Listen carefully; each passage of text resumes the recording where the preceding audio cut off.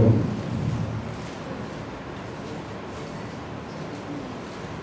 அதில் 12வது வசனத்தினுடைய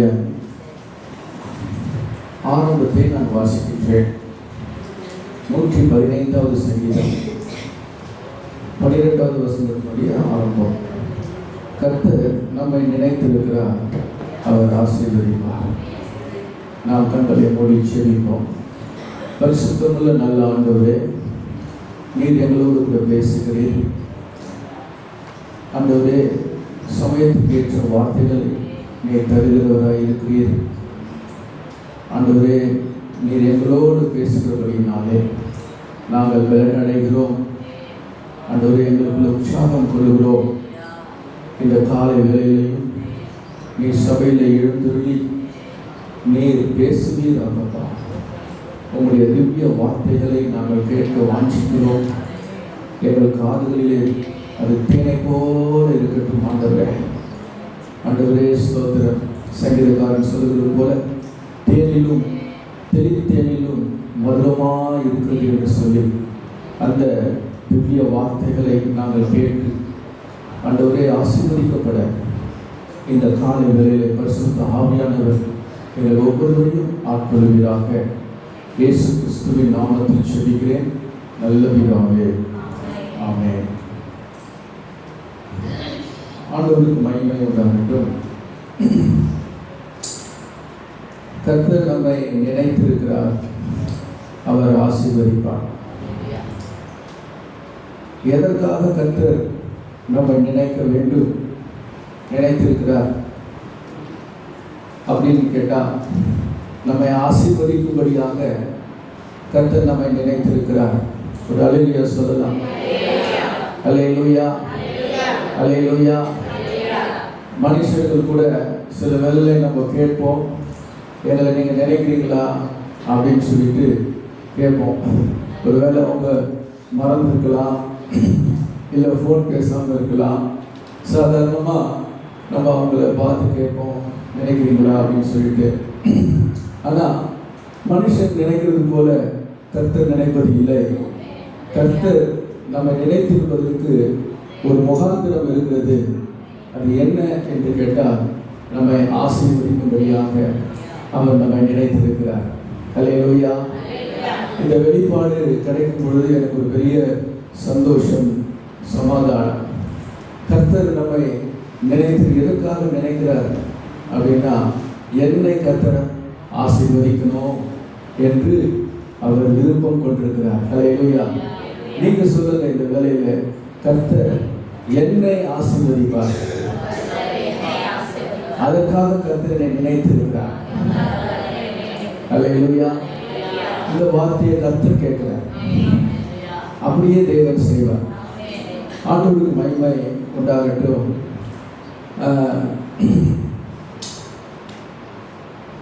ஆசீர்வாதத்திற்கும் உதவிக்கும் என்ன வித்தியாசம்? ஆசீர்வாதத்திற்கும் உதவிக்கும் என்ன வித்தியாசம் என்று கேட்டால், உதவி என்பது அவ்வப்போது நமக்கு கிடைக்கக்கூடிய பலன்தான் உதவி. ஒரு காரியம் நமக்கு தேவைன்னு சொல்லும்போது அந்த நேரத்தில் நமக்கு கிடைக்குது இல்லையா, அது உதவி. ஆனால் ஆசீர்வாதம் என்பது நம்முடைய வாழ்க்கை, ஒட்டுமொத்த வாழ்க்கையில் நமக்கு என்னென்னலாம் தேவையோ அதெல்லாம் கிடைப்பது தான் ஆசீர்வாதம். அப்போ மனுஷன் நம்மை ஆசீர்வதிக்க முடியாது, ஆண்டவர் தான் நம்மை ஆசீர்வதிக்க முடியும். மனுஷன் உதவி செய்யலாம், அவ்வப்போது சின்ன சின்ன உதவிகளை அவன் நமக்கு செய்யலாம், ஆனால் அவனால் ஆசீர்வதிக்க முடியாது. ஆனால் ஆசீர்வாதம் என்பது கர்த்தரால் மட்டும்தான் நமக்கு எதிர்பார்க்கிற அந்த நிறைவும் திருப்தியும் கர்த்தரால் மாத்திரம்தான் நமக்கு கொடுக்க முடியும். அல்லேலூயா. அதுதான் கர்த்தருக்கு ஸ்தோத்திரம் உண்டாவதாக.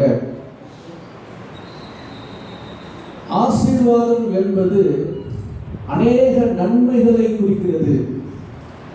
உதவி என்பது ஒரு சில நன்மைகளை குறிக்கும். நீங்க சொல்லுங்க, ஆசீர்வாதம் வேணுமா, உதவி வேணுமா? எத்தனை பேர் ஆசீர்வாதம் வேணும்னு சொல்றீங்க? கையை கீழே கொடுங்க. உதவி வேணும்னு சொல்றவங்க கையை உயர்த்துங்க. அவன் மட்டும்தான் கையை உயர்த்தலாம். நமக்கு ரெண்டுமே வேணும். அல்லேலூயா. நமக்கு ரெண்டுமே வேணும். ஆசீர்வாதமும் வேணும், உதவியும் வேணும். ரெண்டுமே வேணும் நமக்கு. ஆனால் கர்த்தருக்கு ஸ்தோத்திரம் உண்டாகட்டும். நம்ம ஆசீர்வாதத்தை, நம்மை ஆசீர்வதிக்கிற தேவன் மேலே நம்மை நோக்கி பார்ப்போம். அல்லேலூயா. ஆபிரகாமை பார்த்து கர்த்தர் சொல்றாரு, நீ யாரை ஆசீர்வதிக்கிறாயோ அவர்களை நான் ஆசீர்வதிப்பேன் என்று சொல்கிறார். அப்போ அவன் ஆசீர்வதிக்கிறாரு. ஆனா ஆசீர்வாதம் எங்கிருந்து வருதுன்னு சொன்னா ஆபிரகாம் கிட்ட இருந்து இல்ல, கர்த்தர் கிட்ட இருந்து வருகிறது. அல்லேலூயா. யாக்கோபு கூட தன்னுடைய 12 பிள்ளைகளையும் ஆசீர்வதிக்கிறாரு. அந்த ஆசீர்வாதத்தின் வார்த்தைகளை சொல்கிறாரு. ஆனால் ஆசீர்வதிக்கிறவரோ தேவன். அல்லேலூயா. தேவனுக்கு மகிமை. இன்றைக்கு கர்த்தர் நம்மையும் நம்முடைய பிள்ளைகளையும் கர்த்தர் நினைத்திருக்கிறார். அவர் ஆசீர்வதிப்பார். இங்கே வேதம் சொல்லுகிறது, இஸ்ரவேல் குடும்பத்தாரை ஆசீர்வதிப்பார், அவர் ஆரோன் குடும்பத்தாரை ஆசீர்வதிப்பார். தேவனுக்கு மகிமை உண்டாகட்டும். இந்த ஆசீர்வாதத்தின் காரியங்களை சிலவற்றை உங்களுக்கு நான் சொல்ல வாஞ்சிக்கிறேன். கர்த்தர் வேதத்திலே யாரை நினைத்தார், யாரை எல்லாம் நினைத்தார், அவர்கள் எப்படி ஆசீர்வதிக்கப்பட்டார்கள் என்று சொல்லி சில காரியங்களை நாம் இந்த காலை வேளையிலே தியானிப்போம். உங்களுடைய நோட்டு புக்கு வேணாம், நீங்கள் எடுத்துக்கொள்ளலாம். நீங்கள் நோட் பண்ணி அதை நீங்கள் கொண்டு போய் வீட்டில் அதை தியானம் பண்ணி கர்த்தரிடத்தில் நீங்கள் முறையிடலாம். கர்த்தர் அந்த ஜெபத்தை தேவன் கூர்ந்து கேட்பார். கர்த்தருக்கு மகிமை உண்டாவதாக. யாத்திராகமம் புஸ்தகம் 2ஆம் அதிகாரம்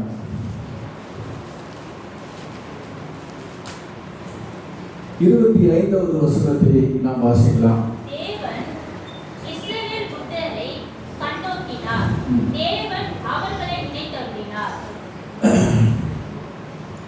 கர்த்தருக்கு மகிமை உண்டாவதாக. இஸ்ரவேல் ஜனங்கள் புத்திரரை கர்த்தர் கண்ணோக்கினார், அவர்களை தேவன் நினைத்தருளினார்.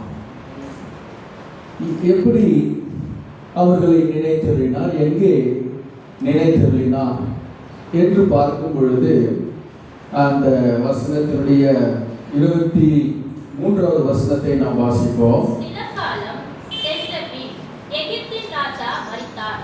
இஸ்ரவேல் புத்திரர் அடிமைத்தனத்தினால் தவித்து முறையிட்டுக் கொண்டிருந்தார்கள்.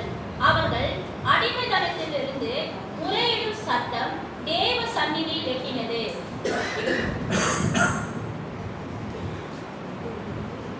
சில காலம் சென்ற பின்பு இந்த எகிப்தின் ராஜா மரிக்கிறான்.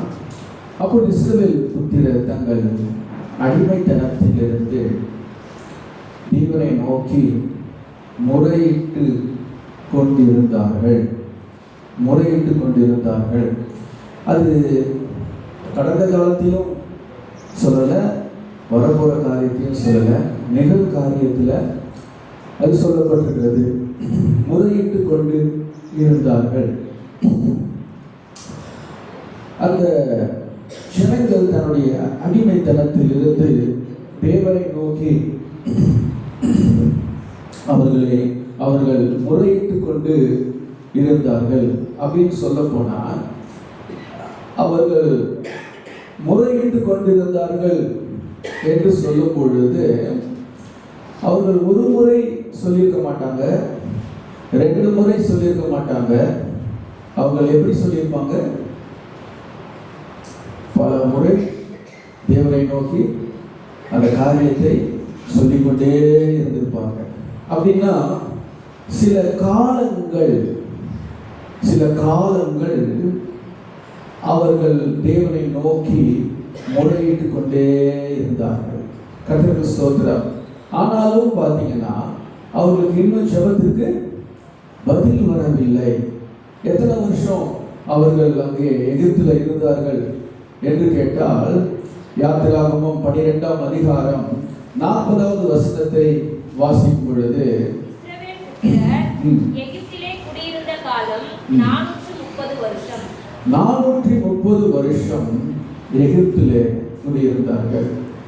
கிட்டத்தட்ட 6-7 தலைமுறை அவர்கள் எகிப்து தேசத்திலே குடியிருந்திருக்கலாம். அத்தனை நாட்கள் வரைக்கும் அவர்களுடைய நிலை என்ன என்று கேட்டால் அடிமைத்தனம். இந்த அடிமைத்தனத்திலே அவர்களை கர்த்தர் சொல்லப்பட்டிருக்கிறது, கர்த்தர் அவர்களை கண்ணோக்கினார். அல்லேலூயா, தேவனுக்கு ஸ்தோத்திரம். தேவன் அவர்களை நினைத்தருளினார். கர்த்தர் நம்மை நினைத்திருக்கிறார், அவர் ஆசீர்வதிப்பார். தேவனுக்கு ஸ்தோத்திரம் உண்டாகட்டும். இங்கே இஸ்ரவேல் புத்திரரை கர்த்தர் கண்ணோக்கி அவர்களை நினைத்தருளினார். எங்கே, எந்த சூழ்நிலையிலே?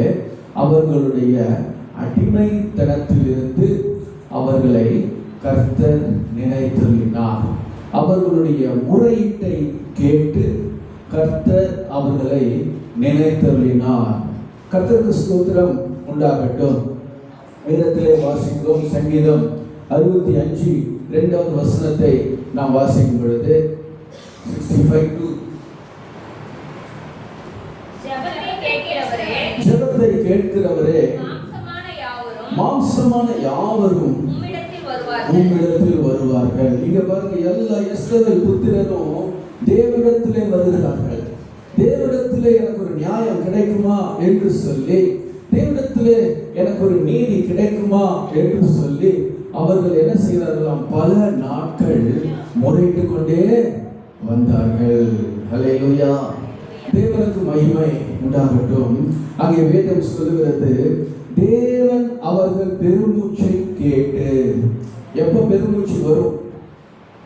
சும்மா ஒரு முறை சொன்னா வருமா? 2 முறை சொன்னா வருமா? அதே இடத்துல அதே காரியத்துல அடிமைப்பட்டிருக்கிறதான நிலையில இருக்கும் பொழுதுதான் என்ன வரும் நமக்கு? ஒரு பெருமூச்சிய அப்பா என்று சொல்லி பெருமூச்சு அவர்கள் பதம் சொல்லப்படுது. தேவன் அவர்கள் பெருமூச்சை கேட்டு அவர் என்ன பண்ணினார்னா, ஆபிரகாம், ஈசாக்கு, யாக்கோபோடு கூட செய்த உடன்படிக்கையை நினைத்தருளினார். அல்லேலூயா, கர்த்தருக்கு ஸ்தோத்திரம். இவங்கெல்லாம் யாரு? இந்த இஸ்ரவேல் புத்திரரெல்லாம் யார் என்று கேட்டால், ஆபிரகாமுடைய, ஈசாக்குடைய, யாக்கோபுடைய சந்ததியார். அவர்களோடு கூட கர்த்தர் உடன்படிக்கை செய்திருக்கிறார். ஆகையினால தேவன் இஸ்ரவேல் புத்திரரை கண்ணோக்கி அவர்களை நினைத்தருளினார். தேவனுக்கு மகிமை உண்டாகட்டும். அப்போ முறையிட்டு கொண்டிருந்தார்கள் என்று சொல்லப்பட்டிருக்கு. நான் சொன்ன சில காலங்கள் அதற்கு எடுத்திருக்கலாம். உடனடியாக அவர்களுக்கு என்ன வரல? உடனடியாக அவர்களுக்கு பதில் வரவில்லை. உடனடியாக அவர்களுக்கு ஒரு விடுதலை கிடைக்கவில்லை. தேவன் ஒரு டைமை கொடுத்திருந்தார். எவ்வளவு டைம் அது? எத்தனை வருஷம்? 430 வருஷம் இல்லையா? பாருங்க, ஆபிரகாம் கூட 75 வருஷம் வெயிட் பண்ணாரு. இவங்க எத்தனை வருஷம் வெயிட் பண்றாங்க? 430 வருஷம் ஆண்டவருக்காக என்ன பண்ணாங்க? காத்து கொண்டு இருந்தாங்க. இந்த அடிமைத்தனத்துல இருந்தாங்க. கர்த்தருக்கு ஸ்தோத்திரம் உண்டாகட்டும். எத்தனை தலைமுறை போச்சு? 7 தலைமுறை போனது. ஒவ்வொரு தலைமுறையில் இருக்கிறவங்களும் அவங்க கர்த்தரை நோக்கி என்ன பண்ணிருப்பாங்க? முறையிட்டு கொண்டிருப்பாங்க. அன்பானவர்களே, இந்த நேரத்திலையும் கூட பாருங்க, நம்முடைய ஜெபத்துக்கு கூட நம்முடைய முறையீட்டுக்கு கூட சில நேரத்தில் உடனடியாக பதில் வருவது இல்லை. ஏதோ ஆண்டவர் கண்டும் காணாதது போல, கேட்டும் கேளாதவர் போல அவர் வேலை அப்படியே இருக்கலாம். இன்னும் ஜெபத்துக்கு வரல, இன்னும் ஜெபத்துக்கு பதில் வரல. இன்னைக்கு வருமா, இல்லை நாளைக்கு வருமா, இந்த வாரம் வருமா, அடுத்த வாரம் வருமான்னு சொல்லி, இல்லை அடுத்த மாதம் வருமான்னு சொல்லி நம்ம என்ன பண்ணுறோம்? எப்படியாவது நமக்கு ஜெபத்துக்கு பதிலை கொடுப்பாருன்னு சொல்லி கர்த்தர் மேலே என்ன பண்ணுறோம்? நம்பிக்கையாக இருக்கின்றோம். அல்லேலூயா, அல்லேலூயா. ஆனால் கர்த்தருக்கு ஸ்தோத்திரம், ஜெபத்துக்கு பதில் வராமல் போவது இல்லை. கண்டிப்பாக உங்களுடைய காத்திருத்தலுக்கும் உங்களுடைய நீண்ட ஜெபத்திற்கும் நிச்சயமாய் பதிலை தேவன் தருவார். இஸ்ரவேல் ஜனங்களை கர்த்தர் கண்ணோக்கினார், அவர்களை நினைத்துள்ளார் என்று இந்த அதிகாரம் முடிகிறது. அதே போலதான் கர்த்தர் உங்களை தேவன் நினைத்திருக்கிறார். உங்கள் ஜெபத்தை அவர் தள்ள விடுவது இல்லை. அவர் கேட்கிறவர், அவர் கேட்டு பதிலை தேவன் தருகிறார். அல்லேலூயா, அல்லேலூயா. ஆண்டவருக்கு ஸ்தோத்திரம். நீங்கள் லூக்கா சுவிசேஷத்தில் கூட அங்கே ஒரு விதவை தாய் ஒரு நியாயாதிபதியை நோக்கி முறையிட்டுக் கொண்டே இருக்கிறார். 18ஆம் அதிகாரம், லூக்கா சுவிசேஷம் 18ஆம் அதிகாரம் 7-8 வசனத்தை நாம் வாசிப்போம். அந்தபடியே தேவன் தம்மை நோக்கி இரவு பகலும் கூப்பிடுகிறவர்களாகிய தம்மால் தெரிந்து கொள்ளப்பட்டவர்களின் விஷயத்தில் நீடிய பொறுமை உள்ளவராயிருந்து அவர்களுக்கு நியாயம் செய்யாமல் இருப்பாரோ?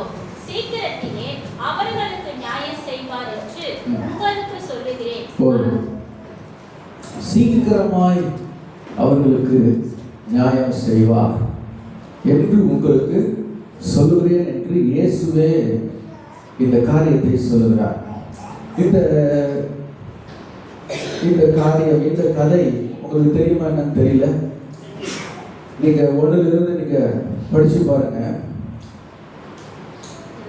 சோர்ந்து போகாமல் எப்பொழுதும் ஜெபம் பண்ண வேண்டும் என்பதை குறித்து அவர்களுக்கு அவர் ஒரு உவமையை சொன்னார். ஒரு பட்டணத்தில் ஒரு நியாயாதிபதி இருந்தான். அவன் தேவனுக்கு பயப்படாதவனும் மனுஷரை மதியாதவனுமாய் இருந்தான். அந்த பட்டணத்திலே ஒரு விதவையும் இருந்தால் அவனிடத்தில் போய், எனக்கும் என் எதிராளிக்கும் இருக்கிற காரியத்தில் எனக்கு நியாயம் செய்ய வேண்டும் என்று விண்ணப்பம் பண்ணினாள். வெகு நாள் சொல்லப்பட்டிருப்பாங்க, வெகு நாள் அவனுக்கு மனதில்லாதிருந்தது. பின்பு அவன், நான் தேவனுக்கு பயப்படாமல் மனுஷரை மதியாமலும் இருந்ததும் இந்த விதவை என்னை எப்போதும் தொந்தரவு செய்கிறபடியால் அவள் அடிக்கடி வந்து என்னை அழைக்காதபடி இவளுக்கு நியாயம் செய்ய வேண்டும் என்று தன் மனதிலே சொல்லிக் கொண்டான். அல்லேலூயா, தேவனுக்கு மகிமை உண்டாகட்டும். அந்த பட்டணத்திலே அந்த நியாயாதிபதி மனுஷனை மதிக்க மாட்டான், தேவனுக்கும் பயப்பட மாட்டான். அவன் எப்படிப்பட்டவனா இருப்பான்? நீங்களே சொல்லுங்க. தேவனுக்கும் பயப்பு இல்லை, மனுஷனை என்ன பண்ண மாட்டேங்கிறான். எப்படி இருப்பான்? முடியலாம் அப்படியே பயங்கரமா வளர்த்துருக்கு, பெரிய தாடி வச்சுன்னு இருப்பானா? எப்படி இருப்பான்? நான் யாருக்கும் தெரியாது, அவங்களுக்கு யாரும் பார்த்ததே கிடையாது. முதல்லாம் எவ்வளோ பெரிய பார்க்கணும். இருக்கிறவங்களாம் தேவனுக்கு பயப்படுறாங்களா? மனுஷனை மதிக்கிறவங்க இருக்காங்களா? சில பேர் என்ன பண்றாங்க, மனுஷன் என்ன பண்ண மாட்டேங்கிறான், மதிக்க மாட்டான். அப்படின்னா அவனா சொல்ல மாட்டேங்கிறீங்க. அவன் எப்படி பண்ணுறான் அப்படின்னா, தன் இதயத்தில் முரட்டு சுபாவம் உடையவனா அப்படிதானே இல்லையா? இதயத்தில் முரட்டு சுபாவம் எத்தனை முறை அவர் சொல்ல வராங்க, வெகு நாட்களாக சொல்லப்படுறது. எவ்வளவு நாட்கள்? வெகு நாட்கள் சொல்லிக்கொண்டே, அந்த விதவை தாய் போய் சொல்லிக்கொண்டே இருக்கிறா. அசால்ட்டா கேட்டோம் கேளாதவர்களை போல அப்படின்னு சொல்லிட்டு, கண்டும் காணாதவரை போல, நான் சொல்லல, கேட்டும் கேளாதவரை போல, கண்டும் காணாதவரை போல நம்ம அந்த அந்த பட்டணத்தில் ஒருத்தர் இருக்கிறான் இல்லையா? கர்த்தருக்கு ஸ்தோத்திரம். நம்ம பட்டணத்தில் யார் இருக்கிறாங்களோ நமக்கு தெரியாது. அல்லேலூயா. நமக்கு தெரிஞ்சதெல்லாம் தேவன் தான். அல்லேலூயா. ஆண்டவருக்கு ஸ்தோத்திரம் உண்டாகட்டும். இங்க அப்படிப்பட்ட ஒரு தன் இருதயத்திலே முரட்டாட்டமா இருக்கக்கூடிய மனுஷன் கூட என்ன சொல்றான்னு சொன்னா, இவளுக்கு நியாயம் செய்ய வேண்டும் என்று தனக்குள்ளே சொல்லிக் கொண்டான். அல்லேலூயா. அப்படிப்பட்ட கல்யாண மனுஷன் கூட அவனுடைய மனசுல கரைஞ்சி, கர்த்தருக்கு ஸ்தோத்திரம், இவளுக்கு ஏதாவது ஒரு நியாயம் செய்ய வேண்டும் அப்படின்னா நம்முடைய ஆண்டவர் கல்லா இல்லையா? அப்படியே ஜபத்துக்கு வர மாட்டேங்குது, பதில் சொல்ல வர மாட்டேங்குது. ஏன் ஜபத்துக்கு முதல்ல ஆன்சர் கொடுக்க மாட்டேங்கிறாரு? ஏன் காத்து 430 வருஷமா காத்திருக்கணும்?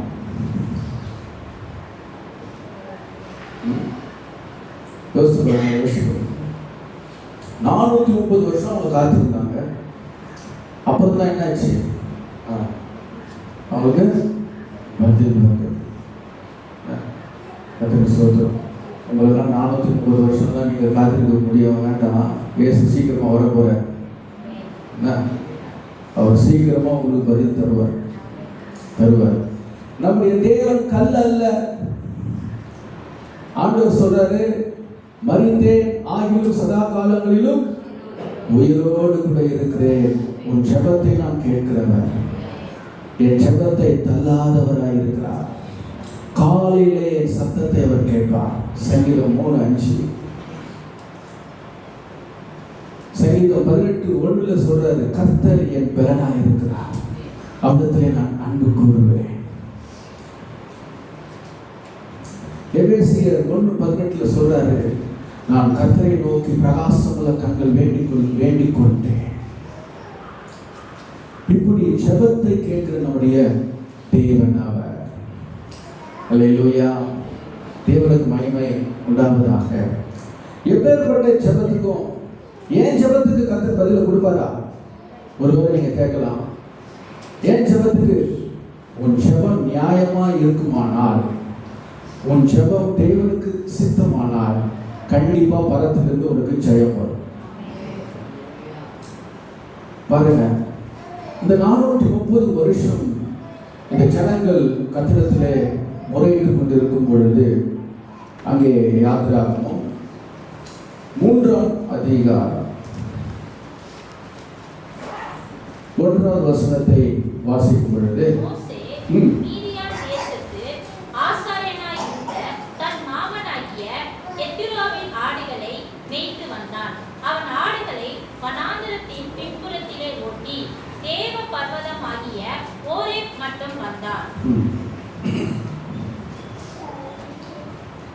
இந்த 3ஆம் அதிகாரம் 1ஆவது வசனத்தில் மோசேயை குறித்து அங்கே சொல்லப்படுகிறது.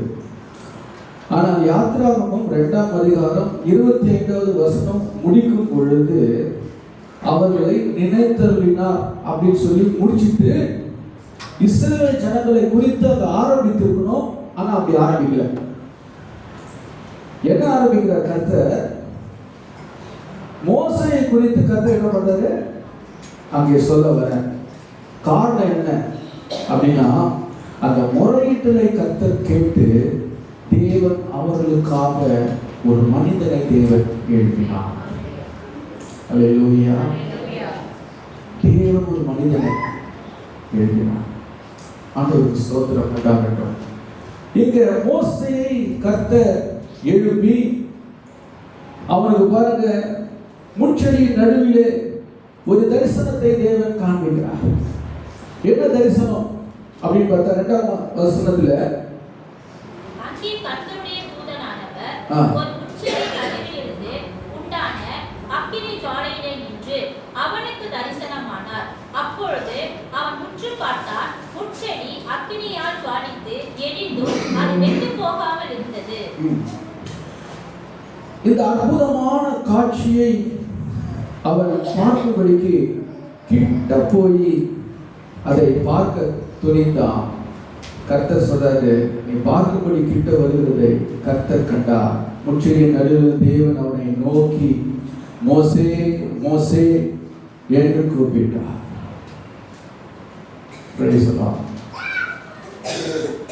மோசே தேவன் ஊழியத்துக்கு அழைக்கிறார். என்ன ஊழியம்? என் ஜனங்களை நீ விடுவிக்கும், அதான் ஊழியம். அது மாத்திரமல்ல, அவர்களை அங்கிருந்து நடத்தி கொண்டு வரணும். இதுதான் அவனுடைய ஊழியம். ஆண்டவருக்கு ஸ்தோத்திரம் உண்டாகட்டும். ஒவ்வொருத்தருக்கும் ஒவ்வொரு விதமான ஊழியம் உண்டு. தானியேலுக்கு கொடுக்கப்பட்ட ஊழியம் என்ன? தரிசனம். தரிசனத்தை பார்த்தா கடைசி காலத்தில் நடக்க போற சம்பவங்களை தீர்க்க தரிசனமா எழுதி வைத்தான். நெகேமியாவை பாருங்க, அடிமைத்தனமாய் கொண்டு போகப்பட்ட பாபிலோன் தேசத்திற்கு விடுதலையாகி அவன் எருசலேமுக்கு வருகிறான். எருசலேமின் அலங்கம் இடிக்கப்பட்டிருந்தது. அந்த அலங்கத்தை கட்டும்படிக்கு தேவன் அந்த ஊழியத்தை கர்த்தர் கையில கொடுத்தார். எஸ்ராவை பாருங்க, எஸ்ரா ஒரு சிறந்த வேதபாரகன். அவனுடைய அழைப்பு என்ன? ஜனங்களுக்கு போதிப்பது, ஜனங்களுக்கு அறிவை உணர்த்துவது, ஜனங்களுக்கு ஞானத்தை, தேவனுடைய ஞானத்தை குறித்து வெளிப்படுத்துவது எஸ்ராவுடைய ஊழியம். பவுலை பாருங்க, பவுலுடைய ஊழியம் என்ன? அவன் எங்கும் போய் இயேசுதான் கிறிஸ்து என்று சபைகள் தோறும் தைரியமாய் பிரசங்கித்து அநேகரை ரட்சிப்புக்குள்ள நடத்தக்கூடிய ஒரு சுவிசேஷ ஊழியத்திலே வித்தியாசங்கள் இருக்கிறது. எல்லாருக்கும் எல்லா விதமான ஊழியத்தை ஆண்டவர் கொடுத்துட மாட்டார். ஒரு சிலருக்கு ஒரு விதமான ஊழியத்தை கர்த்தர் கொடுப்பார். அந்தபடி கர்த்தர் இங்கே மோசேக்கு ஒரு ஊழியத்தை தேவன் கொடுக்கிறாரு. என்ன ஊழியம்? நீ எகிப்துக்கு போய் அடிமைப்பட்டிருக்கிற ஜனங்களை விடுதலையாக்கி. அல்லேலூயா, தேவனுக்கு மகிமை உண்டாகட்டும்.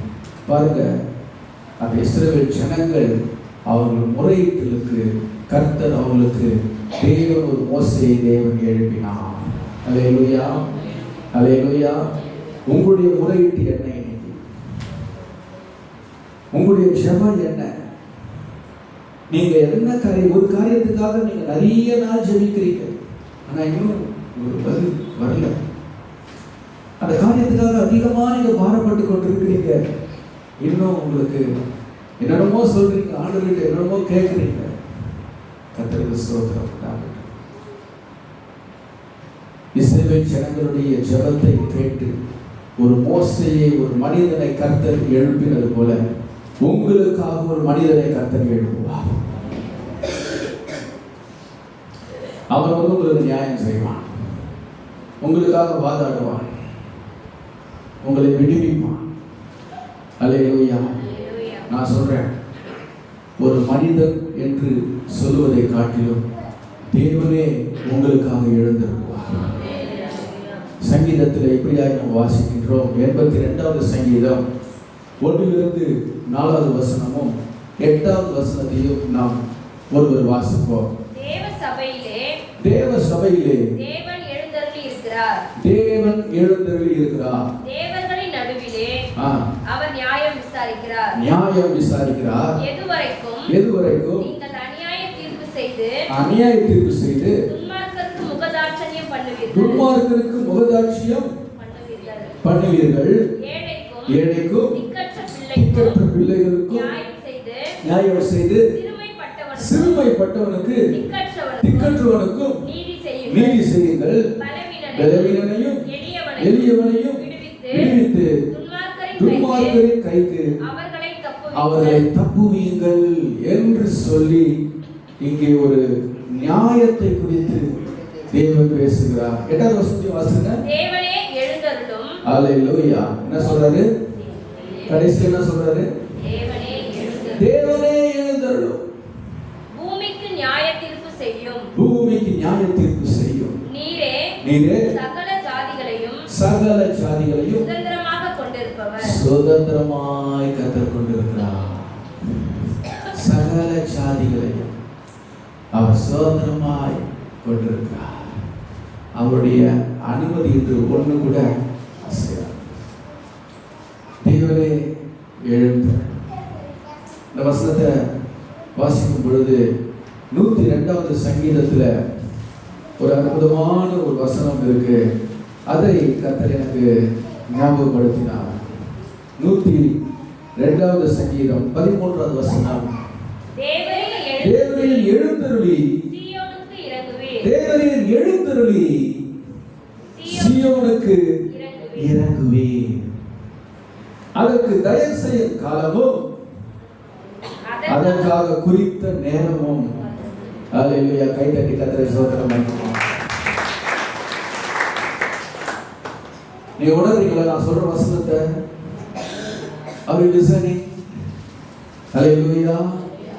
கர்த்தருடைய ஆவியும் வசனமும் இசைந்து போகிறதை நான் என்னுடைய ஆவியிலே உணர்ந்து கொண்டிருக்கிறேன். அல்லேலூயா. நீங்கள் ஒரே ஆவியா இருப்பீர்களானால் கர்த்தருக்கு ஸ்தோத்திரம், நான் சொல்லுகிற வசனம் உங்களுடைய இருதயத்திலே கூர்மையாய் போகும். அல்லேலூயா. கர்த்தரோடு இசைந்திருக்கிற அவரோடு கூட ஒரே ஆவியாய் இருக்கிறார். அல்லேலூயா. அல்லேலூயா. கர்த்தரோடு இசைந்திருக்கிறவன், அவரோடு கூட ஜெபத்துல இசைந்திருக்கிறவன், அவரோடு கூட வேதத்துல இசைந்திருக்கிறவன், அவரோடு கூட ஒரே ஆவியாய், அந்த ஆவிதான் கர்த்தருக்கு ஸ்தோத்திரம். அப்போ வசனமும் ஆண்டவர் சொல்றார், என் வசனம் ஆவியாயும் எப்படி இருக்கான்? யார் சொல்றது? என் வசனம் ஆவியாயும் ஜீவனாயும் இருக்கிறது. அல்லேலூயா. அப்போ இந்த வசனம் வெறும் வார்த்தையோடு மாத்திரம் போகல. எப்படி போகுது? How is going? எப்படி போய்கிட்டு? ஆவியோடும் வசனத்தோடு அது போகும். அல்லேலூயா. அல்லேலூயா. அந்த ஆவி உங்க ஆவியோடு கூட பேசும். அந்த ஆவி உங்க ஆவியோடு கூட கலக்கும். அப்படி எப்படி போகுதுன்னா அந்த வல்லமையோடு கூட அது போய் உங்களுக்குள்ள கிரியை நடப்பிக்கும். அல்லேலூயா. ஆண்டவர் சொல்றாரு, ஏசாயாவின் புத்தகம் 55வது அதிகாரம் 11வது வசனத்திலே சொல்கிறார், நான் அனுப்பின வசனம், நான் சொன்னதை செய்யும் பலனும் என்னிடத்திலிருந்து வெறுமையாய் திரும்பாது. அல்லேலூயா. அல்லேலூயா. நான் சொன்னதை செய்துவிட்டு என்னிடத்தில் திரும்பும். கர்த்தருடைய வசனம் வல்லமை உள்ளது. கர்த்தருடைய வசனம், அவருடைய சத்தம் வனாந்திரத்தை, காதேஸ் வனாந்திரத்தை அதிரம் பண்ணான். கர்த்தருக்கு ஸ்தோத்திரம். அன்னைக்கு கலைப்பாஸ்டர் சொன்னாங்க, அவர் கர்ஜிக்க பூமி அதிரும். அல்லேலூயா. பூமி அதிருமா? அப்படின்னா என்ன அர்த்தம்? பூமம் வரும் அர்த்தம். கர்த்தர் கர்ஜித்த ஒரு வார்த்தை சொன்னா, ஆமா பூமி அதிர்ச்சி வரும்னு அர்த்தம். அல்லேலூயா. அந்த சத்தத்துக்கு அவ்வளவு வல்லமை இருக்குது. ஆமென் சொல்லுங்க. சோதரம். வேற எந்த சத்தத்துக்கும் என்ன பண்ண முடியாது. அப்படிப்பட்ட ஒரு வல்லமை நம்ம பார்க்க முடியாது. அல்லேலூயா. அல்லேலூயா. கர்த்தருடைய சத்தம். ஆனா சொல்றாரு, நான்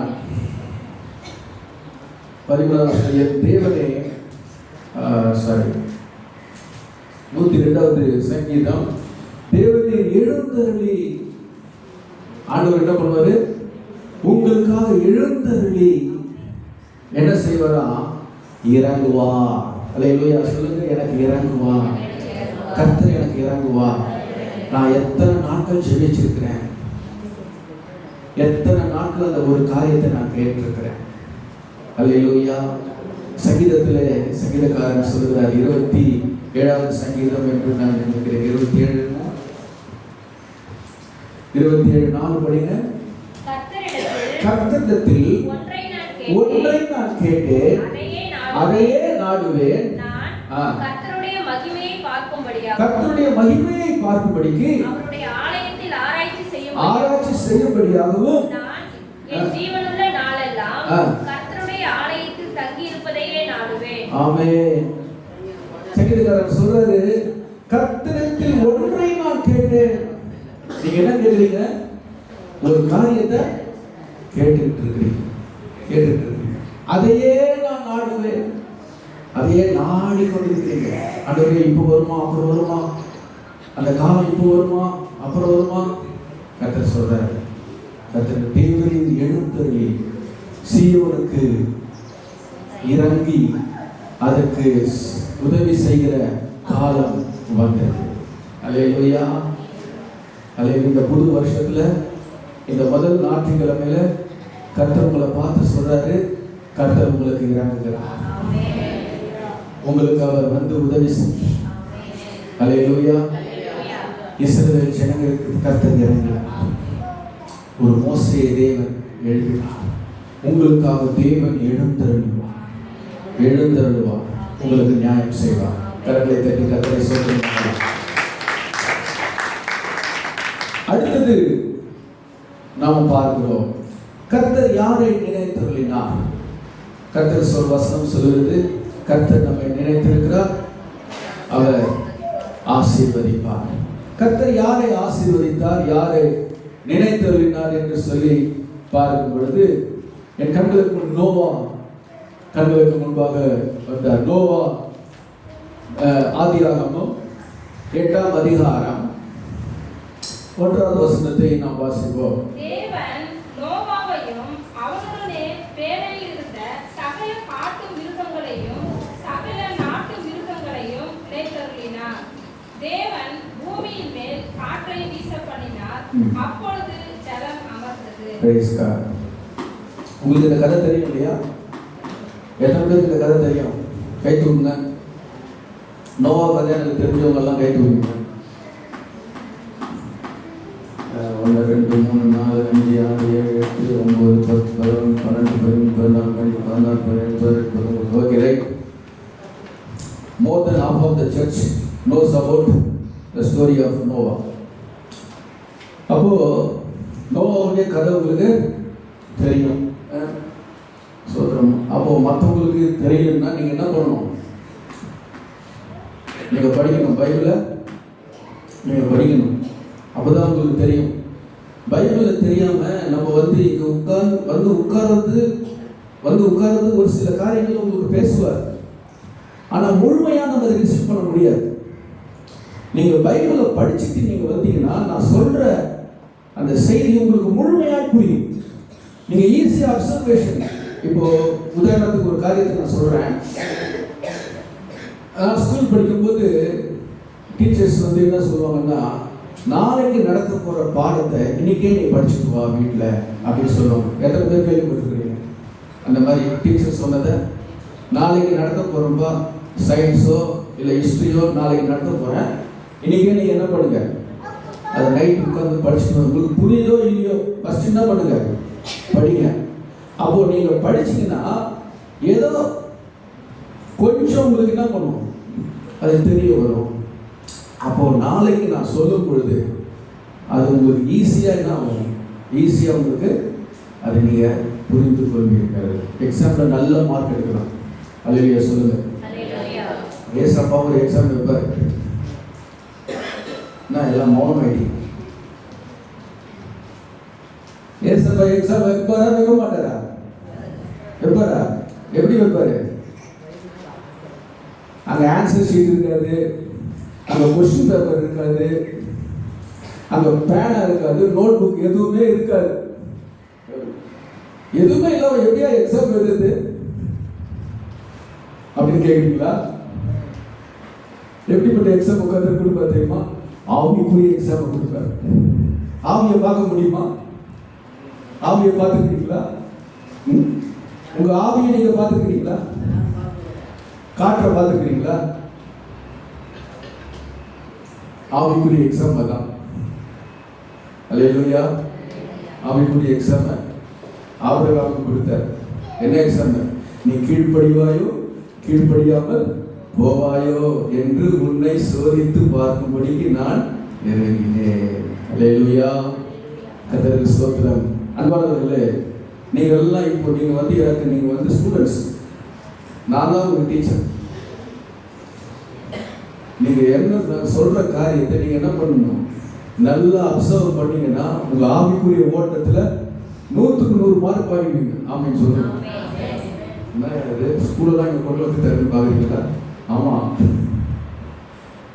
இன்னும் கொஞ்ச நாளில் நான் பைபிள் கிளாஸ் எடுக்க போகிறேன், பைபிள் ஸ்டடி கிளாஸ் எடுக்க போகிறேன். அதில் இன்னும் நல்லா புரிஞ்சுக்கலாம்.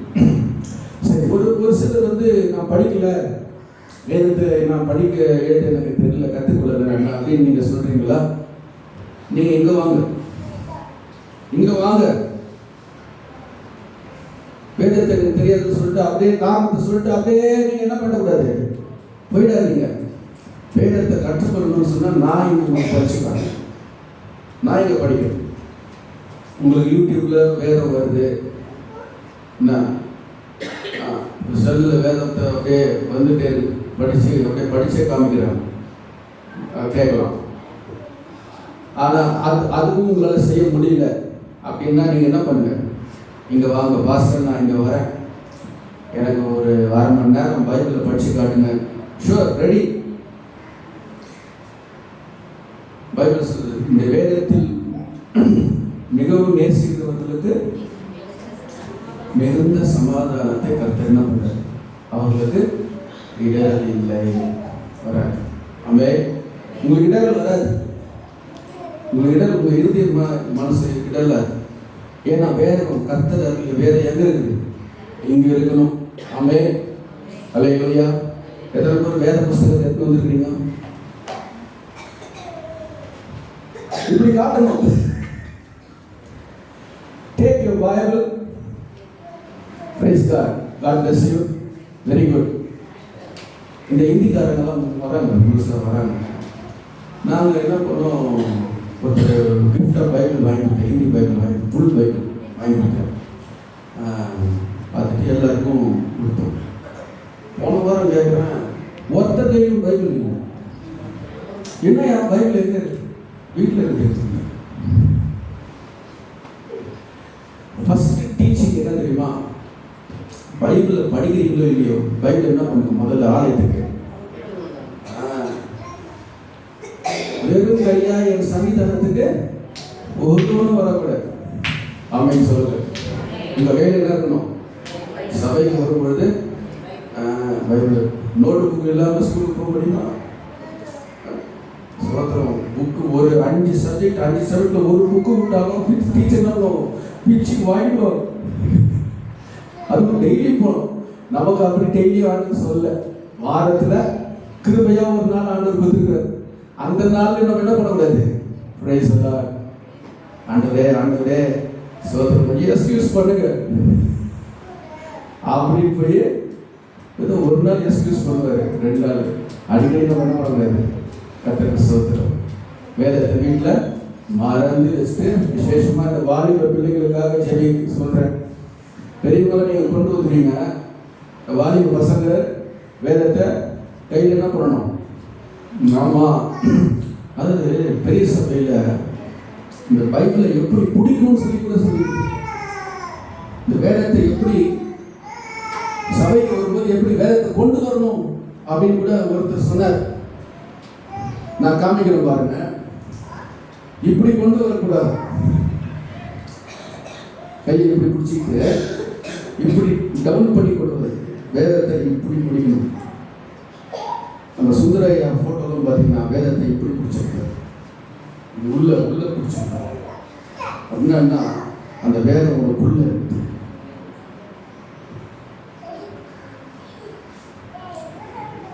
அது உங்களுடைய பயபக்தியை காண்பிக்கிறது. அல்லேலூயா. இப்படி பிடிச்சி பாருங்களேன், உங்க ஆவியிலே நீங்க ஃபீல் பண்ணுவீங்க, ஏதோ போறையா, எப்படி ஏதோ போறோம், ஏதோ கேட்கணும்.